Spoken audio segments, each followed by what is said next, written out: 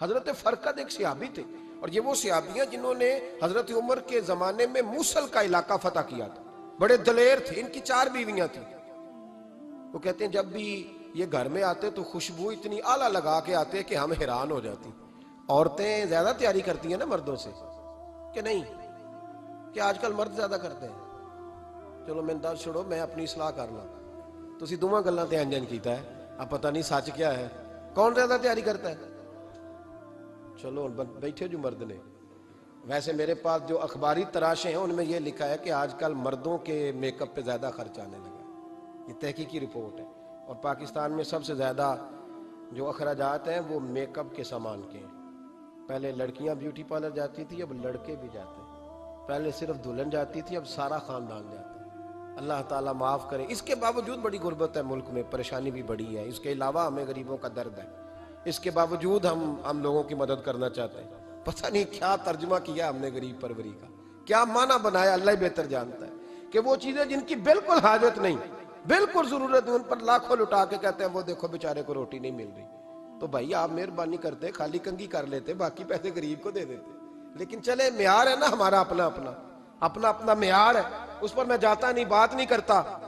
नबी करीम अलैहिस्सलाम के सहाबी, उनकी अज़वाज कहती हैं कि अब औरतें ज्यादा तैयारी किया करती थी, लेकिन वो जब घर आते ना तो इतनी खुशबू लगाते। कहती हम चारों मिल के कोशिश करने लगी, ढूंढने लगी कि वो खुशबू का पता करें जो ये लगाता है। हमने बाजार सारे तलाश कर लिए। अरब के अंदर आज भी खुशबू का बड़ा शौक है और बड़ी महंगी खुशबू मिलती है। कभी आप बाजार जाए, कहती सारी खुशबुएं लगा ली, थक गई। एक दिन चारों सौतने मिल के बैठी, कहने लगी हम नहीं इसका मुकाबला कर सकते, आज पूछ ही ले कहां से खुशबू लगाता है। पूछ ही लेते हैं, चलो बात ही खत्म हो जाए, पूछ ले। ये हम जितनी मर्जी आला लगाएं, जब ये आ जाता है ना, कुछ लोग मीरे महफिल होते हैं, जहां आ जाते हैं वहां छा जाते हैं। तो ये जब आते हैं तो छा ही जाते हैं। क्या करें, इस तरह का मीरे महफिल है, क्या करें इसका। फरमाने लगी, एक दिन चारों सौतनों ने मिलकर उनको बिठा लिया। कहने लगी बताओ तो सही खुशबू कौन सी लगाते हो? कहने लगे कोई भी नहीं, कभी लगाई नहीं, आज तक नहीं लगाई। तो कहती है बीबियां कहने लगी सियाबा तो गलत बयानी नहीं करते, पर आप क्या बात कर रहे हैं, ये कैसे हो सकता है कि आप आते हैं तो हम हैरान हो जाती हैं। फरमाने लगे जिस दिन की तुम लगी हुई हो ना मेरी खुशबू का मुकाबला कर दे, मुझे पहले दिन का ही पता है। तो मैंने कहा चलो जोर लगा ही ले, देख ही लेते हैं कहां तक बात जाती है तुम्हारे पास, जितना जोर लगा लो। बहरहाल मैं अल्लाह की कसम उठा के कहता हूं कभी नहीं लगाई। तो बीबियां कहने लगी फिर बता तो सही, तो एक दलेर आदमी है, और जो दलेर लोग होते हैं वो खुशबुओं के और कपड़ों के और इन चीजों में ज्यादा वक्त नहीं लगाते, उनके तो मिशन और तरह के होते। आप तो मुजाहिद किस्म के आदमी है, पर हर वक्त खुशबू आती है। तो हजरत फरकद रो पड़े, कहने लगे बीमार हो गया था, लाचार हो गया।